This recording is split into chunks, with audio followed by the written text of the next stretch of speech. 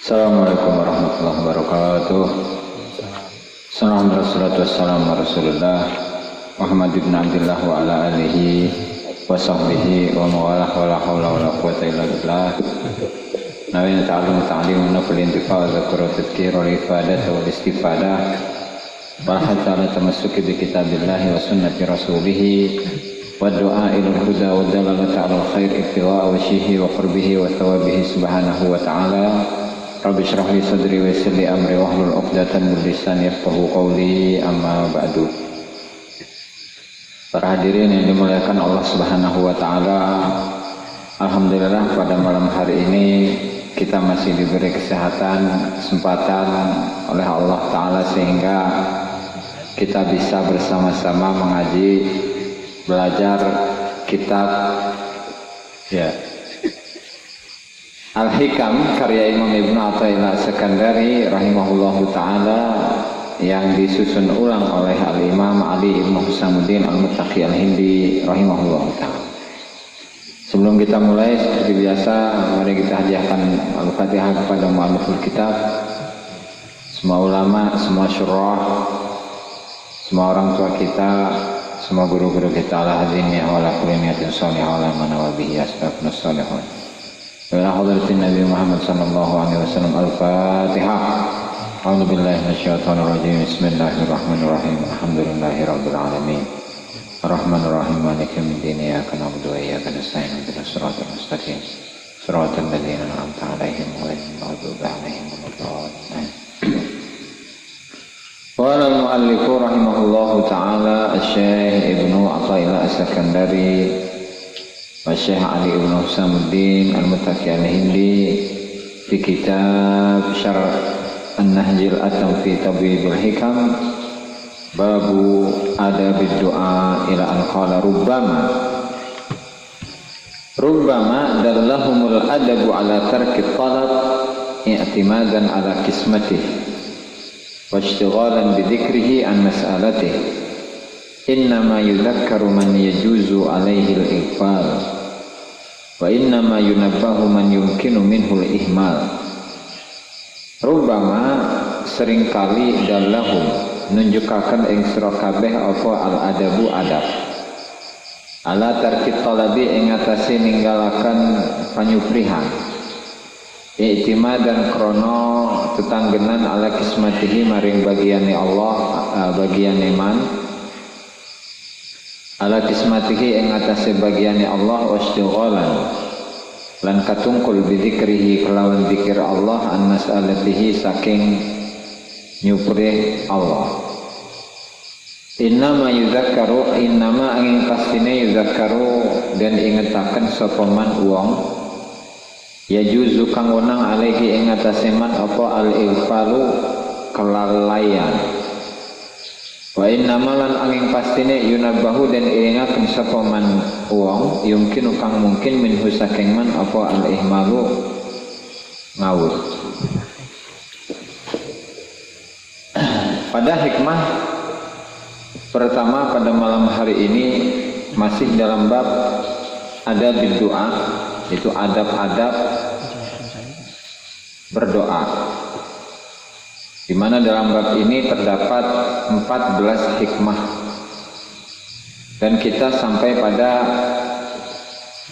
hikmah rubbama dallahumul adab ala tarkit talab i'timadan ala kismatih wa ishtighalan bi dzikrih an mas'alatih. Kata musannif, seringkali adab kepada Allah Subhanahu wa ta'ala itu mengajak atau menunjukkan mereka untuk tidak bertanya, untuk tidak berdoa, karena pada dasarnya i'timadan ala kismatih, karena menyandarkan diri kepada bagian yang telah Allah Ta'ala berikan. Wastighalan bidzikrihi an mas'alatih, dan menyibukkan diri untuk berzikir daripada berdoa.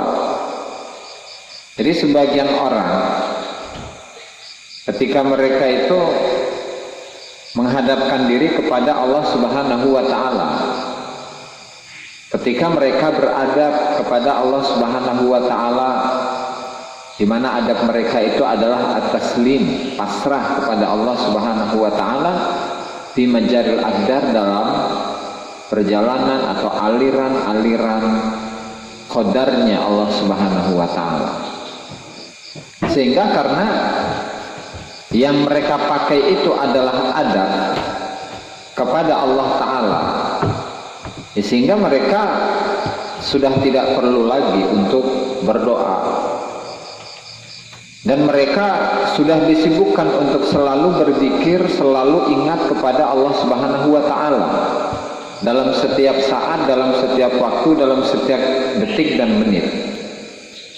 Nah, sehingga rubbama dallahumul adabu ala tarkit talab itu khusus bagi kalangan para arifin. Karena orang-orang yang ahli ma'rifat, yang sudah fana, sirna dari selain Allah Subhanahu wa taala, mereka itu diam. Mereka itu diam, mereka itu tenang di bawah aliran-aliran qadar atau ketentuan, garis ketentuan yang telah diatur oleh Allah Subhanahu wa taala. Sehingga para arifin itu tidak banyak berdoa, tidak banyak meminta, tidak banyak keinginan. Ya karena para arifin, seorang yang ahli makrifat itu fanin an nafsi, tentang dirinya saja sudah lupa, apalagi tentang kebutuhan dirinya. Ghaibun an hissi, dia itu sudah lenyap dari panca inderanya. Ya katakanlah sudah tidak ngurus lagi lah tentang jasadnya, tentang pakaiannya, tentang bajunya, ya kan, dan seterusnya. Sehingga dia itu tidak memiliki keinginan apapun selain Allah Subhanahu wa taala. Sehingga karena mereka sudah sibuk dengan kegiatan mereka sendiri untuk selalu ingat bersama Allah Subhanahu wa taala, selalu merasakan kehadiran Allah Subhanahu wa taala, sehingga tidak mungkin digambarkan dari mereka bahwa mereka itu memiliki keinginan, sehingga mereka harus berdoa kepada Allah Subhanahu wa taala atas dasar kebutuhan yang dibutuhkan oleh jiwanya atau dirinya. Makanya dalam sebuah hadis, man syaghalahu dzikri an mas'alati a'taituhu afdhala ma u'tis sa'ilin. Seseorang yang tersibukkan, yang disibukkan dengan zikirku, dengan zikir kepadaku, daripada dia itu memintaku, maka saya akan memberikan kepadanya pemberian yang terbaik yang diberikan kepada orang-orang yang berdoa. Gitu. Nah, sehingga meskipun mereka tidak berdoa, terutama tentang kebutuhan-kebutuhan yang biasa dibutuhkan oleh seseorang, entah itu makanan, entah itu pakaian, entah itu tempat tinggal, entah itu kendaraan dan lain sebagainya. Jadi Allah Ta'ala sendiri yang memfasilitasi beliau, memfasilitasi para arifin. Nah, sehingga karena mereka itu sudah difasilitasi oleh Allah Subhanahu wa taala dalam semua kebutuhan-kebutuhan mereka, ya mereka tidak perlu berdoa. Itu untuk para arifin yang mereka sudah dekat dengan Allah Ta'ala, sudah kenal dengan Allah Ta'ala, dan sudah dicintai oleh Allah Subhanahu wa ta'ala. Itu untuk kalangan arifin. Kenapa alasan mereka itu tidak mau berdoa kepada Allah Ta'ala? Apakah mereka sudah tidak butuh dengan doa? Bukan. Ya karena mereka itu adalah i'timadan ala kismatih. I'timadan ala kismatih, mereka itu menyandarkan atas bagian Allah Ta'ala yang diberikan kepada dirinya. Ya karena sebagaimana yang telah dikatakan oleh Imam Al-Haddad, ma quddir yakun wa ma kusimlak wasilun ilaik. semua yang ditakdirkan, yang digariskan, yang ditentukan oleh Allah Subhanahu wa taala itu pasti akan terjadi. Dan apa yang dibagikan kepadamu itu pasti akan sampai kepadamu meskipun engkau tidak memintanya. Ya. Sehingga apalagi yang mereka minta? Toh dari alam azali Allah taala itu sudah menentukan nasib seseorang. Apalagi bagian-bagian atau katakanlah rizki yang diberikan kepada masing-masing atau semua makhluk satu persatu, semuanya sudah dibagikan. Jadi alasan pertama, mereka sudah menyandarkan diri secara totalitas kepada Allah Subhanahu wa taala. Dan yang kedua adalah istighalan bidzikrih. Mereka itu sudah disibukkan untuk berzikir kepada Allah daripada berdoa. Gitu. Sehingga banyak dari kalangan para arifin yang mengatakan bahwa mas'altullaha ta'ala bilisani syai'an mundu khamsina sanatan wala uridu an ad'u wala an ud'a li wala an yud'a li. Kata sebagian ahli ma'rifat, mereka mengatakan, saya itu tidak pernah meminta kepada Allah Ta'ala dengan lisanku selama 50 tahun. Jadi 50 tahun itu nggak pernah meminta keinginan-keinginannya. Dan wala uridu an ad'u, dan saya tidak ingin berdoa, tidak ingin meminta. Dan juga wala an yud'ali, atau saya itu didoakan oleh orang lain. Kenapa? Beliau selama 50 tahun itu tidak mau berdoa kepada Allah Ta'ala. Bukankah Allah Ta'ala itu menyuruh atau memerintahkan manusia untuk berdoa? Yang dalam banyak redaksi di dalam ayat-ayat Al-Quran, ud'uni astajib lakum, seperti itu. Berdoalah kalian semua, maka saya akan mengijabahnya. Ya enggak, karena beliau itu sudah disibukkan dengan kegiatan atau kesibukan beliau sendiri, yaitu apa? Berzikir, selalu mengingat kepada Allah Subhanahu wa taala dalam setiap saat, dalam setiap menit, dalam setiap detik, dalam setiap kedipan mata. Sehingga sudah tidak ada waktu lagi untuk berdoa. Sudah tidak ada waktu lagi untuk berdoa.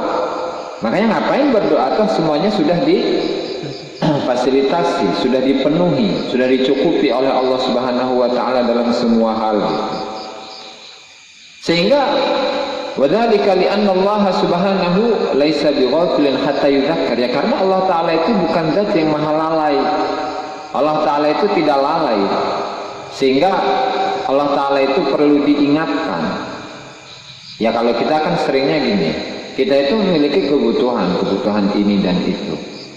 Nah, kemudian memaksakan diri untuk berdoa seakan-akan mengingatkan, ya Allah, kau tuh harus ingat bahwa engkau itu memiliki seorang hamba yang memiliki banyak kebutuhan, dan engkau harus mencukupi kebutuhan hambamu. Ya, padahal Allah Ta'ala kan tidak sama sekali, tidak mungkin, bahkan mustahil untuk lalai, untuk lupa bahwa Allah Ta'ala memiliki hamba, kemudian hambanya itu memiliki banyak kebutuhan, sehingga Allah Ta'ala harus diingatkan. Tidak seperti itu. Makanya bagi kalangan para arifin, yaitu mereka tidak mau berdoa, baik dengan lisan atau dengan lintasan hati, gitu. Nah, sehingga innama yudzakkaru man yajuzu alaihi al-ighfal. Ya, karena mereka itu memandang bahwa Allah Ta'ala itu tidak perlu diingatkan. Allah Ta'ala itu selalu mengingat bahwa hambanya itu memiliki kebutuhan anu dan anu, gitu. Dan Allah Ta'ala tidak perlu diingatkan. Makanya dalam banyak ayat, wallahu bighafilin amma ta'malun, Allah Ta'ala itu tidak lupa, tidak lalai tentang apa yang kalian perbuat. Dan dalam ayat lain, alaihissallahu bikafin abdahu, bukankah Allah Ta'ala itu mencukupi semua kebutuhan hambanya, gitu. Innama yunabbahu man yajuzu alaihil ihmal. Dan Allah Ta'ala itu tidak ihmal, sembrono. Tidak sembrono. Ya, karena qudrah, kekuasaan Allah Ta'ala, dan cakupan atau luasnya cakupan ilmunya Allah Subhanahu wa Ta'ala itu tidak terbatas, sehingga Allah Ta'ala itu tidak perlu diingatkan, karena Allah Ta'ala tidak melakukan perbuatan yang salah. Itu wa kullu syai'in indahu bimiqdar. Dalam ayat, segala sesuatu itu di sisi Allah ada takarannya, ya. Nah, sehingga bagi orang yang sempurna kemarifatannya kepada Allah Subhanahu wa Ta'ala, yaitu memasrahkan tadbir, perencanaannya. Ya, perencanaan.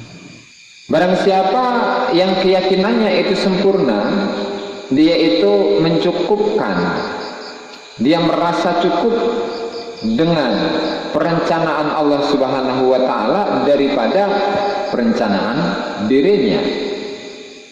Wastaghna bi ilmillah an istijalihi, dan dia itu sudah merasa cukup dengan ilmunya Allah Subhanahu wa Ta'ala daripada memburu-buru, ya, buru-buru untuk mendatangkan ilmu Allah Ta'ala itu. Ya, makanya kata Imam Abul Hasan Asy-Syadzili rahimahullahu ta'ala di dalam syarah, kata Imam Asy-Syadzili, Abul Hasan Asy-Syadzili rahimahullahu ta'ala, beliau mengatakan wa in kana la budda min at-tadbir fadabbiru alla tudabbiru. Sebagaimana yang dikutip oleh Imam Zurruq Al-Fasi dalam kitabnya Syarah Hikam itu At-Turar Al-Hawashi. Kata Imam Abul Hasan Asy-Syadzili, kalau memang kita itu harus atau terpaksa, sangat terpaksa untuk berencana, maka berencanalah untuk tidak berencana. Liur-liur tanda. Berencanalah untuk tidak berencana. Maksudnya apa? Jadi tadbir itu adalah upaya dan yang dilakukan oleh manusia untuk mendapatkan sesuatu. Berencana. Kita dalam 5 tahun ke depan rencana punya ini dan punya ini. Atau kalau yang pesantren di pesantren, saya dalam waktu 2 tahun, 3 tahun itu harus menguasai kitab ini dan kitab ini. Itu rencana manusia, ya kan? Nah, sehingga kalau untuk kalangan ahli sufi, dimana ketika tadi itu berencanalah agar tidak berencana, maksudnya berupaya bahwa dirinya itu akan terus selalu pasrah kepada Allah Subhanahu wa Ta'ala dan menggagalkan semua rencana-rencana yang ada di dalam pikirannya, dalam otaknya. Supaya apa? Supaya yang ada dalam dirinya itu adalah pasrah, adalah patuh, adalah tunduk kepada majaril aqdar, aliran-aliran takdir yang Allah Subhanahu wa Ta'ala gariskan kepada masing-masing makhluk. Nah, kemudian bagaimana ketika seseorang itu pesantren, kemudian banyak target yang dia kejar? Dia harus menguasai fikih, harus menguasai nahwu, harus menguasai sorof, balaghah dan lain sebagainya. Apakah dia itu tidak boleh berencana, kan gitu? Ya. Oke. Ucapan tadi fadabbiru alla tudabbiru itu kan makomnya makom para arifin. Yang mereka itu sudah tidak memperdulikan asbab lagi. Tidak memperdulikan asbab, maksudnya ya karena mereka sudah dekat dengan Allah Subhanahu wa Ta'ala. Kemudian ya mereka tadi sudah pasrah dengan aturan-aturan Allah, dengan takdir-takdir yang Allah Ta'ala tuliskan kepada dirinya. Ya apalagi berencana, berdoa aja tidak, kan gitu. Apalagi berencana, berdoa saja tidak. Para arifin itu ya, sehingga apa yang dia inginkan itu ya pasti, apa yang dia butuhkan itu pasti dicukupi oleh Allah Subhanahu wa Ta'ala. Nah, kembali ke tadi seorang santri yang bagaimana? Seorang santri yang pesantren di pesantren selama sekian tahun, selama 3 tahun, kalau dia santai-santai aja, ya kan? Ya ngaji ya sesuai ngaji doang. Itu pun cuman sekedar mendengar, kitabnya nggak dipakai gitu. Kitabnya nggak dibaca, nggak dibuka, diulangi juga enggak. Ya, kalau secara logika dari mana dia itu akan menguasai kitab yang sedang dia kaji? Ini itu.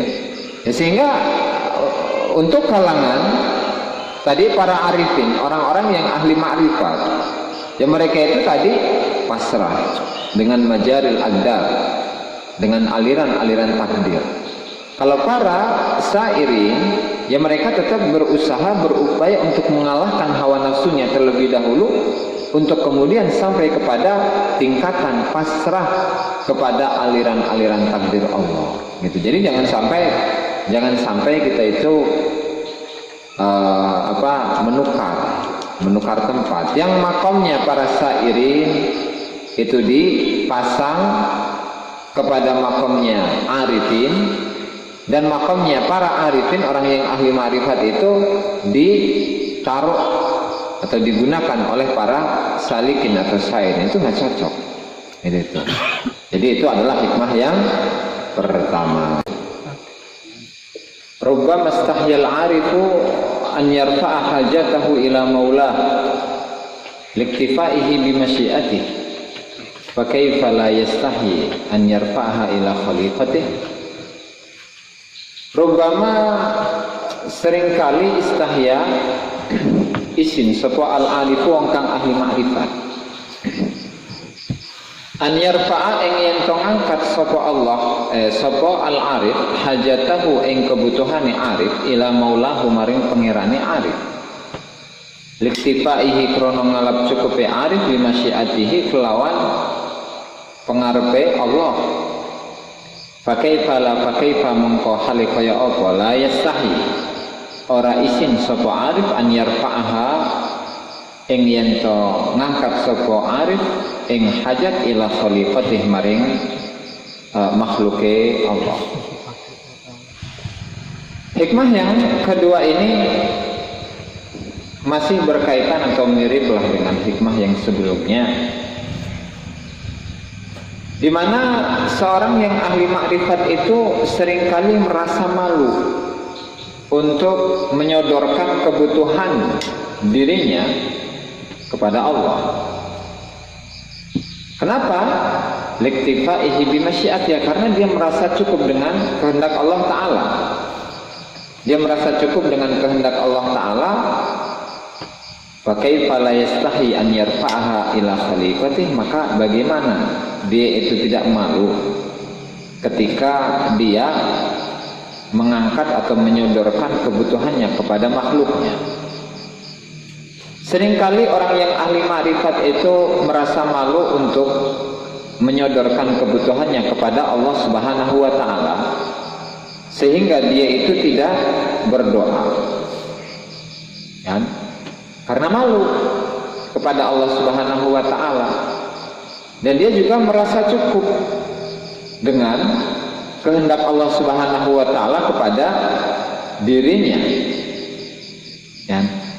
Nah, kalau kepada Allah Subhanahu wa Ta'ala saja malu untuk berdoa, untuk meminta kepada Allah Subhanahu wa Ta'ala tentang kebutuhan-kebutuhannya, maka bagaimana dia tidak malu ketika dia menyodorkan kebutuhan-kebutuhan tersebut kepada makhluknya. Sehingga ini adalah makom orang yang arif atau orang yang ahli ma'rifat, di mana Imam Ibnu Ajib rahimahullahu ta'ala mendefinisikan orang yang ahli ma'rifat itu adalah al-arif huwallazi balagha min at-taqarrubi wal qurbi. Yaitu orang yang ahli ma'rifat adalah seseorang yang sudah sampai pada pendekatan dan sampai pada posisi dekat dengan Allah Ta'ala, sehingga apa yang dia alami hatta tahaqqa an nafsihi bil kulliyah, sehingga dia itu terhapus dari dirinya secara keseluruhan, secara totalitas dia itu sudah dihapuskan dari dirinya. Ya, hal ini kembali kepada hadis wa ma taqarraba ilayya 'abdi bi syai'in minan nawafil hatta uhibbahu. Dan tidaklah seorang hamba yang mendekatkan diri kepadaku dengan ibadah-ibadah yang sunnah sampai aku mencintainya. Kalau aku mencintainya, fa idza ahbabtuhu, ketika aku mencintainya, kuntu sam'ahu wa basarahu, saya adalah pendengarannya, penglihatannya, tangannya, kakinya, mulutnya, dan seterusnya. Sehingga yang berbicara bukan dirinya, tapi Allah. Sehingga yang mendengar itu bukan dirinya, tapi Allah.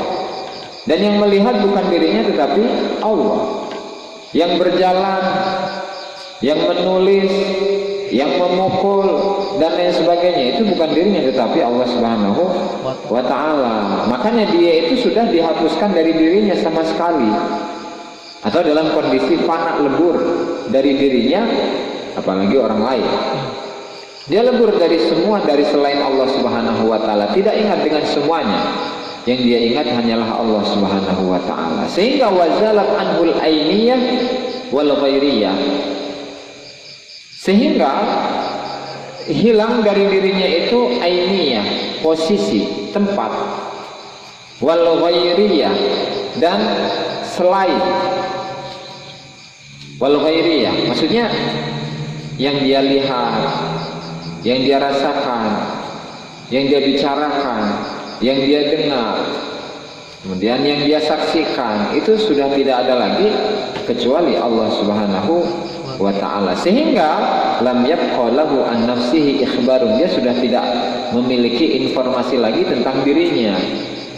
Kalau berbicara tentang informasi diri, gitu kan, manusia ketika dia itu umur 2 tahun dia membutuhkan susu, ya kan, membutuhkan susu, membutuhkan jajan, makanan segala macam. Naik dikit sekolah butuh buku, butuh seragam segala macam, gitu kan. Naik lagi SMP, SMA, kuliah, udah gede, gitu kan. Ada kebutuhan lain, misalnya butuh motor, berarti kebutuhannya motor. Ingat tentang dirinya, dia membutuhkan motor. Kemudian melihat karena umurnya sudah dewasa dan sudah waktunya nikah, ya maka ingat bahwa dirinya itu membutuhkan nikah dan seterusnya. Yaitu manusia yang mengenal atau mengetahui informasi tentang dirinya akan kebutuhan-kebutuhan yang diperlukan oleh dirinya, gitu. Nah, sementara orang yang ahli marifat itu sudah tidak seperti itu. Orang yang ahli marifat itu, dia itu sudah lupa dengan dirinya, kebutuhan-kebutuhan tentang dirinya itu dia sudah tidak ingat lagi, bahkan sudah hilang, gitu. Dan yang tersisa di dalam dirinya itu hanyalah Allah Subhanahu wa Ta'ala. Ya, sehingga yang dia lakukan itu apa? Yang dia lakukan adalah selalu mengingat Tuhannya. Tuhan tidak hanya zat yang dia sembah, tetapi adalah zat yang dia cintai. Tidak hanya yang dia cintai, tidak hanya Allah Ta'ala yang dia cintai, tetapi bahkan dirinya itu menjadi orang yang tercinta. Keduanya adalah sepasang kekasih antara hamba dengan Allah, antara orang yang arif dan Allah Subhanahu wa Ta'ala. Sehingga yang membuat dirinya nyaman, membuat dirinya tenang, membuat dirinya bahagia, tidak lain dan tidak bukan ialah bersama Allah Subhanahu wa Ta'ala. Sehingga ketika dia itu memiliki kebutuhan untuk makan, kebutuhan untuk minum, dan seterusnya, itu sudah tidak lagi ada. Bahkan ketika dia itu misalnya ada lintasan hati untuk meminta, berdoa kepada Allah tentang segala macam kebutuhannya, ya dia sudah tidak mau. Bahkan mereka merasakan malu. Saya malu untuk menghadap kepada Allah Subhanahu wa Ta'ala dan saya mengajukan proposal. Kebutuhan saya adalah 1, 2, 3, 4, 5. Malu mereka. Nah, sehingga mereka itu kepada Allah Subhanahu wa Ta'ala Ta'ala saja mereka merasa malu untuk mengajukan, untuk mengharapkan pemberian dari Allah Subhanahu wa Ta'ala, maka bagaimana dengan makhluk? Otomatis ya lebih-lebih. Ke Allah Ta'ala saja malu untuk meminta, apalagi kepada manusia. Kan Allah Ta'ala itu ketika diminta, kalau untuk selain orang yang ahli makrifat, ketika seorang hamba itu sering meminta, sering berdoa, sering bermunajat, sering disodorkan kebutuhan-kebutuhan manusia kepada Allah Ta'ala, Allah Ta'ala itu senang, bahagia. Coba kalau yang kita minta itu adalah manusia. Ada orang yang kaya, memiliki kekayaan yang melimpah, uangnya nominalnya sudah tidak terhitung. Sekali kita datang, misalnya dikasih 1 juta, 2 kali, terus gitu. Nah, sering-sering kali kita datang kepadanya, bukannya kita disayang, tapi ditendang. Kenapa? Ya karena sifatnya manusia seperti itu. Nah, kemarin seperti yang dijelaskan itu, bahwasannya Al-Karim, orang yang dermawan itu adalah seseorang yang memberi kepada siapapun dan tidak ada batas apapun pemberiannya tiada batas. Kemudian kepada siapa dia juga tidak melihat. Itu Al-Karim, itu Maha Dermawan. Kalau manusia sebanyak apapun dia memberi, yaitu ada batasannya. Ada batasannya. Orang yang miliarder misalnya, ya kan? Tadi itu, ketika sering diminta terus, lama-lama dia akan marah. Gitu. Nah, sehingga orang yang ahli makrifat ini, yang sudah kenal, yang sudah dekat, yang sudah cinta dan dicintai oleh Allah Ta'ala, ketika dia meminta kepada Allah Ta'ala saja malu, maka mustahil bagi dirinya untuk meminta kepada makhluk. Gitu. Nah, meskipun demikian, karena itu adalah kalangan orang-orang yang ahli ma'rifat, gitu ya, yang sudah kenal, sudah dekat dengan Allah Subhanahu wa Ta'ala, yang kondisi ruhaniyahnya, spiritualnya itu sangat-sangat sempurna, maka bagaimana dengan orang yang selain ahli ma'rifat, atau dengan kata lain yang masih dalam kategori muridin, dalam kategori salikin, dalam kategori sairin, yang masih sedang berproses menempuh perjalanan menuju Allah. Ya tidak sama dong, tidak sama. Kalau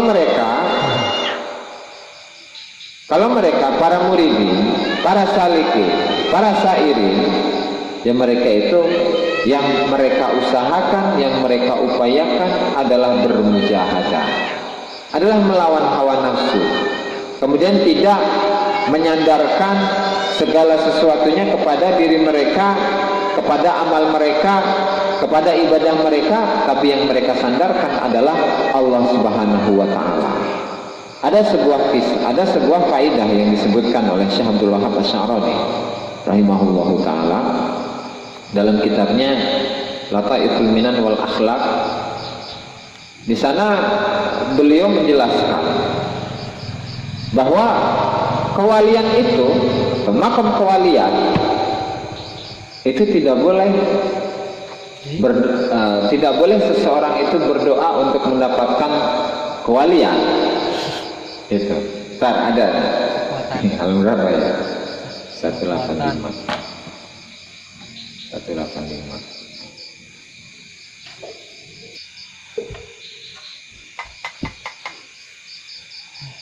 Bahkan bagaimana berdoa, seseorang yang berdoa ingin menjadi wali, ada seorang santri itu kan, karena dia melihat atau membaca biografi dari para wali, para orang-orang yang soleh, yang mereka itu terpuji di sisi Allah Subhanahu wa Ta'ala. Kemudian dia berdoa untuk menjadi wali. Bagaimana, boleh atau enggak? Boleh, boleh saja, boleh. Tetapi sesuai keterangan yang disebutkan oleh Syekh Abdul Wahab Asy'arani rahimahullahu taala dalam kitabnya Lataiful Minan wal Akhlaq, kata beliau, wa mimma manallahu tabaraka wa ta'ala bihi alayya amali daiman li ta'at awal awaila dukhuli fit tariq ala tahsili maqami siddiqiyyati wasyahadah duna tahsili tariqil wilayah. Kaharti itu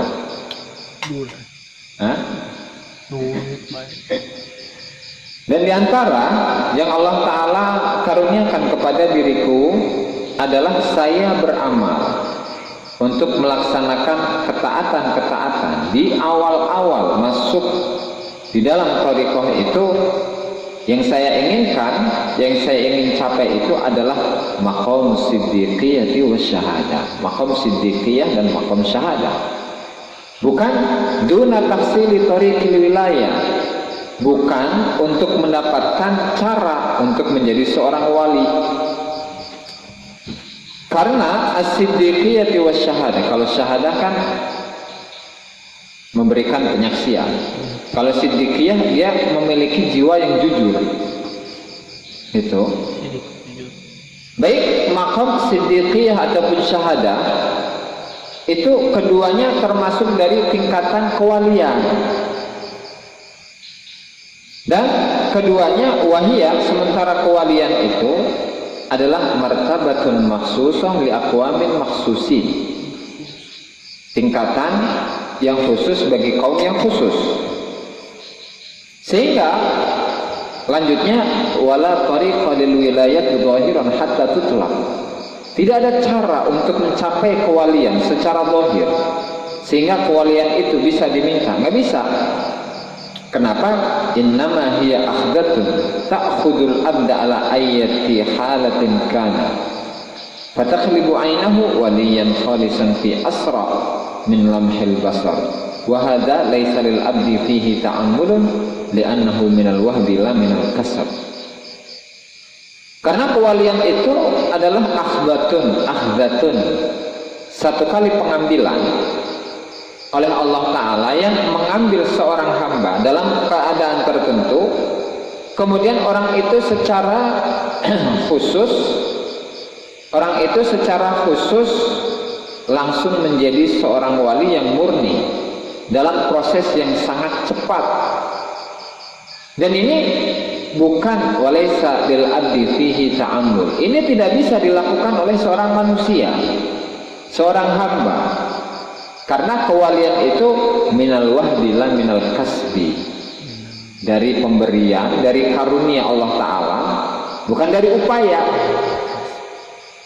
Sehingga fa'ulima anna jami'a man yastagilu birriyadati wal khalwa talaban li husudil wilayah maghrurun. Sehingga semua orang yang menyibukkan diri dengan riyadhah, pengolahan hawa nafsu, wal khalwah, dia itu khalwat, menyendiri, menyepi, yang tujuannya adalah talaban li husulil wilayah, untuk mencari, untuk mencapai kewalian, maka orang ini adalah maghrurun, tertipu. Jadi orang yang berdoa dan menginginkan dirinya menjadi seorang wali Allah Subhanahu wa Ta'ala, itu adalah orang yang tertipu. Karena apa? Karena kewalian itu adalah karunia, bukan upaya. Adalah karunia dari Allah Ta'ala yang tidak bisa dicapai oleh upaya-upaya manusia. Meskipun seumur hidup dia itu tidak akan diangkat menjadi wali oleh Allah Subhanahu wa Ta'ala. Tujuannya nggak bener sih. Tujuannya untuk menjadi seorang wali. Makanya ini banyak hal yang memperkuat itu ya. Kata beliau, sami'tu Sayyidi Aliyan Al-Khawas rahimahullahu ta'ala yaqulu, saya mendengar Sayyidi Syekh Ali Al-Khawas, beliau berkata, yaqulu li syakhsin ikhtala wa akthara min adh-dhikri wal ju'i talaban lil wilayah. Beliau berkata kepada seseorang yang berkholwat, menyepi dan memperbanyak zikir dan memperbanyak puasa, lapar bahkan, dan tujuannya untuk talaban lil wilayah, untuk mencapai kewalian. Faqala lahu, kemudian Syekh Ali Al-Khawas ini mengatakan lagi kepadanya, ya mubarakal hal, wahai orang yang keadaannya itu diberkahi, ukhruj min hadhil khalwah, keluarlah engkau dari khalwah ini, wa ma qusima laka la budda min husulihi, dan sesuatu yang dibagikan kepadamu itu harus pasti terjadi. Fa innal wilayatal khassah la tunalu bi amal, ya karena kewalian yang khusus itu tidak bisa dicapai oleh amal. Li'annahum mahbubun, mereka, karena mereka itu adalah orang-orang yang dicintai. Kal anbiya, sebagaimana para nabi, bil ikhtisasil ilahi min ghairi taqaddumi amalin, di mana Allah Ta'ala itu memberikan kelebihan kepada sosok-sosok nabi itu tanpa ada amal terlebih dahulu. Ya kalau berbicara tentang para nabi, para rasul, ya, Nabi Adam, Nabi Nuh dan seterusnya, bahkan Nabi Muhammad, apakah Nabi Muhammad itu pada awal mulanya riyadhah terlebih dahulu? Itu kan banyak zikir Allah, Allah, Allah, atau la ilaha illallah dan seterusnya. Atau banyak sholat belum ada waktu itu.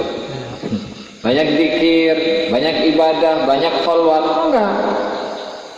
Tapi Allah Ta'ala langsung memilih beliau untuk menjadi seorang nabi. Ya maka pada umur 40 tahun beliau menjadi seorang nabi.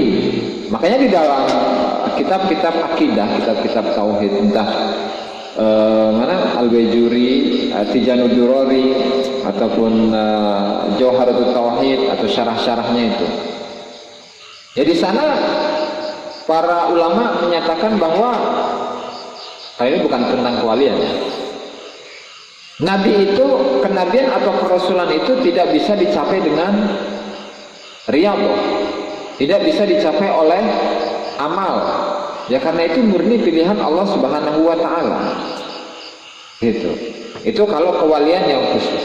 Itu ya. Sehingga cita-cita untuk menjadi seorang wali itu ya kurang tepat. Gitu. Kalau menurut versi ahli tasawuf itu, kalau orang yang ahli tasawuf itu mengatakan atau menilai bahwa orang-orang yang berkholwat, beribadah, membaca zikir dan wirid yang tujuannya adalah untuk menjadi seorang wali, itu salah besar. Kan maghrur tadi, orang yang tertipu, namanya orang yang tertipu berarti dia orang yang bodoh. Kan? Karena dia bodoh makanya tertipu oleh orang. Kalau dia pintar nggak mungkin tertipu. Sehingga orang yang tertipu oleh amalnya, kemudian oleh cita-citanya, ya maka dia akan menyesal nanti pada ujungnya. Juga ada kisah lagi,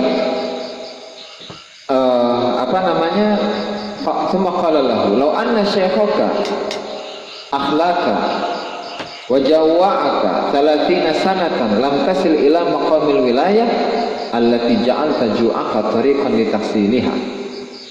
Kemudian lanjut tadi yang Syekh Ali Al-Khawas berkata kepada seseorang yang memiliki cita-cita untuk menjadi wali, yang dia berkholwat, yang dia beruzlah, yang dia memperbanyak zikir, beliau mengatakan lagi, lau anna syekhaka, seandainya kalau gurumu akhlaka, membiarkanmu atau menyuruhmu kholwat, wajawwa'aka, dan membuat kamu lapar, banyak puasa, 30 sanatan, selama 30 tahun, lam tasil ila maqamil wilayah, engkau itu tidak akan sampai kepada makom kewalian, allati ja'alta ju'aka tariqan litahsiliha, yang engkau itu menjadikan laparmu itu merupakan cara untuk bisa mendapatkan kewalian. Faqala la akhruj minal khalwati abada. Nah, kata orang tadi yang sudah khalwah, yang sudah lama gitu, saya tidak mau, sama sekali tidak mau keluar dari khalwah, tetap maksa gitu, meskipun sudah diingatkan. Tapi lantaran hatinya itu keras ketika mendapatkan nasihat itu tidak menerimanya. Ya akhirnya jawabannya udah, saya sama sekali nggak akan keluar dari khalwah. Faqala lahu syekh, kemudian Syekh Ali Al-Khawas mengatakan, tub ilallah, tobatlah kamu kepada Allah. Orang yang khalwat, orang yang banyak zikir disuruh taubat. Berarti ada apa? Kan berarti ada sesuatu dari khalwatnya, dari uzlahnya, dari zikirnya. Tub ilallah, taubatlah engkau kepada Allah. Wa'bud rabbaka imtisalan li amri. Udah, kamu sembahlah Tuhanmu untuk, atau imtisal, untuk melaksanakan perintahnya. Fa inna ajalaka qad qarub. Ya, karena ajalmu itu sudah dekat.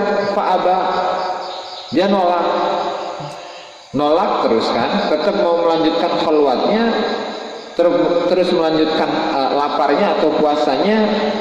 Ternyata setelah 2 hari, fama ba'da yaumaini bilju, setelah 2 hari dia mati lantaran lapar. Fa'lam tu syekh bihi, kemudian saya beritahu kepada Syekh Ali Al-Khawas tentang kematian orang itu.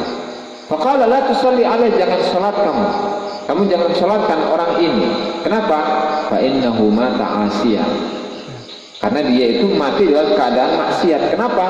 Liqatlihi nafsahu bilju, karena dia telah membunuh dirinya sendiri dengan rasa laparnya.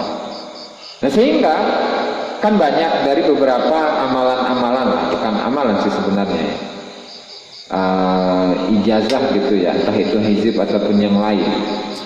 Pokoknya yang sekiranya riyadhah ya, yang dilaksanakan itu bisa menyiksa dirinya, kemudian membuat dirinya itu penyakitan dan lain sebagainya, bahkan bisa menghilangkan nyawanya, ya maka itu haram. Maka itu haram. Ya kan ada beberapa bulan lalu itu ada seorang santri yang puasa apa itu namanya, puasa Yaman atau apa itu ya, nggak lama meninggal. Itu salah. Yang seperti itu salah. Kenapa? Ya karena syariat itu ya tidak seperti itu. Syariat itu tidak demikian. Makanya tadi kembali pada materi bahwa seseorang yang berzikir, yang namanya zikir kan ibadah. Seseorang yang khalwat itu kan ibadah. Seseorang yang uzlah, dan uzlah adalah ibadah. Tetapi ketika dia menjadikan semua itu sandaran untuk mencapai sebuah kewalian, yaitu tadi dia adalah orang yang tertipu. Di sisi lain, meskipun dia melakukan hal yang demikian, ketika dia mati, ketika dia meninggal, maka mati dalam keadaan maksiat. Lantaran apa? Lantaran dia itu membunuh dirinya sendiri dengan rasa laparnya, gitu ya. Makanya kita harus hati-hati. Kemudian apa yang kita kejar ketika dalam khalwat? Jadi khalwat itu memang adalah salah satu wasilah atau perantara ya, dimana kita bisa membersihkan hati, kemudian memperbanyak zikir, kemudian uzlah, kemudian puasa dan seterusnya. Itu adalah wasilah-wasilah untuk membersihkan hati. Nah, sehingga karena tujuan dari riyadhah tersebut adalah untuk pembersihan hati, maka harus ada pencapaian-pencapaian. Makanya yang dikejar itu bukanlah kewalian, akan tetapi as-siddiqiyati wasyahadah. Karena kalau makom siddiqiyah itu sama seperti makomnya Sayyidina Abu Bakar As-Siddiq. Kemudian makom syahadah itu seperti makomnya Sayyidina Umar Ibn Khattab radhiyallahu taala anhu. Nah, sehingga karena dalam thariqah itu perlu adanya pengetahuan-pengetahuan yang kita harus menguasainya dan harus mengetahuinya, ya maka kita harus hati-hati dalam melaksanakan apapun. Jangan sampai ketika kita melakukan suatu amal, melakukan khalwat, melakukan uzlah, memperbanyak zikir, kemudian kita menjadi orang yang tertipu di sisi Allah Subhanahu wa taala. Kita berzikir, tetap berzikir. Kalau guru kita menyuruh kita, memerintahkan kita untuk berkhalwat, ya berkhalwat, beruzlah, ya beruzlah. Tetapi jangan sampai menjadikan khalwah, uzlah, dan zikir itu adalah sandaran utama untuk mencapai sesuatu. Tetapi semuanya itu adalah wasilah untuk proses, untuk menuju proses pembersihan hati, ya, pembersihan diri. Kemudian ketika kita itu sudah bisa sudah mendapati hati kita bersih, gitu, sudah mengenal diri kita, sudah mengenal bahwa di dalam diri kita itu banyak penyakit, ya, hati kita itu kotor, kita itu adalah orang yang penuh dosa dan lain sebagainya. Ya dari situ setidaknya kita bisa mengenal diri kita yang kemudian nanti oleh Allah Ta'ala akan menuntun diri kita untuk mengenalkan kita kepada Allah Subhanahu wa Ta'ala. Nah tetapi rata-rata dari kalangan para solehin, para aulia, mereka itu sangat jarang mengaku bahwa mereka itu adalah wali. Jarang.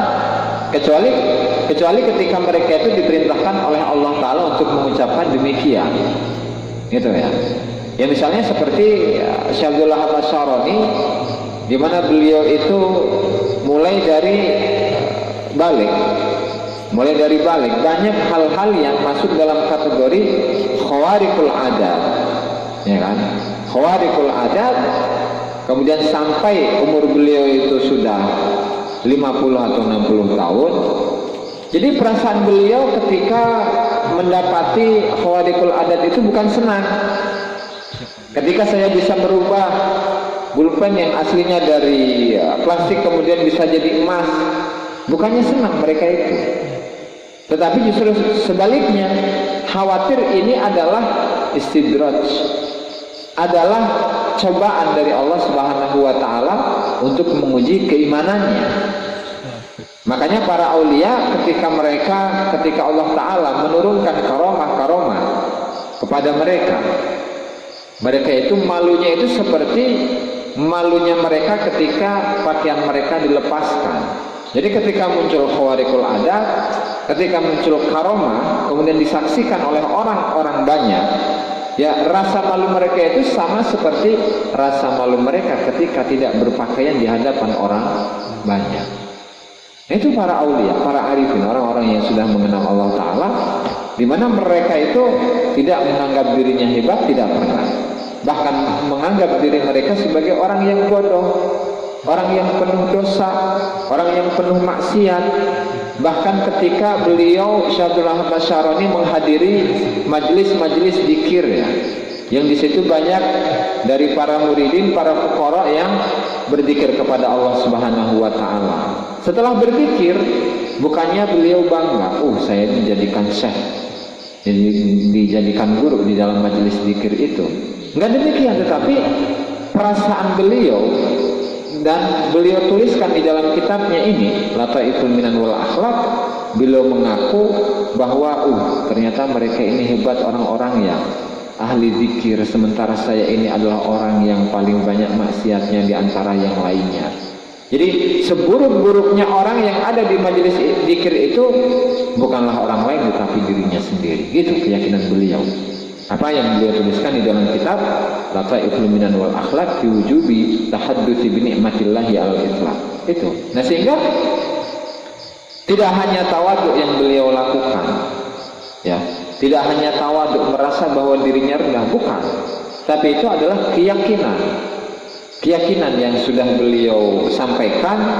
Bahkan kalau tidak salah banyak redaksi yang demikian yang ditambahkan dengan redaksi wallahi, sumpah kepada demi Allah Ta'ala, ya, sehingga itu memang rasa keyakinan beliau gitu, bahwa beliau adalah orang yang paling hina di antara yang lain. Ya, justru dengan adanya sikap yang seperti itu menunjukkan bagaimana para kekasih-kekasih Allah Subhanahu wa Ta'ala, mereka itu tidak pernah menyombongkan dirinya di hadapan orang lain. Gitu.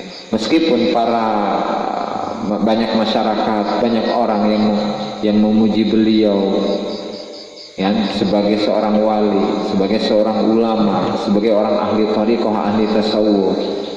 Tetapi kalau dibandingkan antara pujian dengan cacian, itu yang beliau suka itu adalah cacian. Semakin beliau banyak dicaci, semakin beliau itu banyak dijelek-jelekkan, beliau itu merasa berhak untuk mendapatkan cacian itu. Kenapa? Ya karena rasa saya ini adalah orang yang hina, kata beliau. Tetapi sebaliknya, ketika banyak orang yang memujinya sebagai seorang wali, sebagai seorang ulama, sebagai orang yang soleh, sebagai orang yang bertakwa, beliau malah sedih, khawatir itu adalah ujian dari Allah Ta'ala, sementara sifat-sifat itu beliau merasa bahwa sifat-sifat itu belum ada dalam dirinya. Nah itu. contoh atau satu sikap yang perlu kita contoh dalam kehidupan kita sehari-hari. Ya, karena seringkali kita itu lupa. Seringkali kita lupa bahwa kita itu, kalau berbicara ilmu kita itu seberapa sih? Kalau berbicara amal kita itu seberapa? Bisa dihitung. Kemudian dibandingkan dengan dosa yang pernah kita perbuat. Apakah sebanding antara ketaatan dan kemaksiatan yang kita perbuat selama ini? Gitu. Ya memang Allah Subhanahu wa taala itu adalah Zat yang Maha Pengampun. Tetapi kita harus memiliki dua sifat, yaitu rasa takut kepada Allah Ta'ala yang lebih. Kemudian yang kedua adalah di samping itu harus ada penetralisirnya, yaitu roja, pengharapan atas ampunan Allah Subhanahu wa Ta'ala kepada dirinya. Itu adalah pengajian pada malam hari ini. La tastabti minhu nawar walakin istabti min nafsika wujudal iqbal khairu ma tatlubuhu minhu ma huwa talibuhu minka wallahu ta'ala a'lam bissawab. Demikianlah para hadirin yang dimuliakan Allah Subhanahu wa taala, pengajian pada malam hari ini mudah-mudahan bermanfaat bagi kita semua, dan mudah-mudahan semoga kita bisa mengamalkannya. Amin ya rabbal alamin. Kurang dan lebihnya saya mohon maaf. Wallahul muwaffiq ila aqwamit thoriq. Wassalamualaikum warahmatullahi wabarakatuh.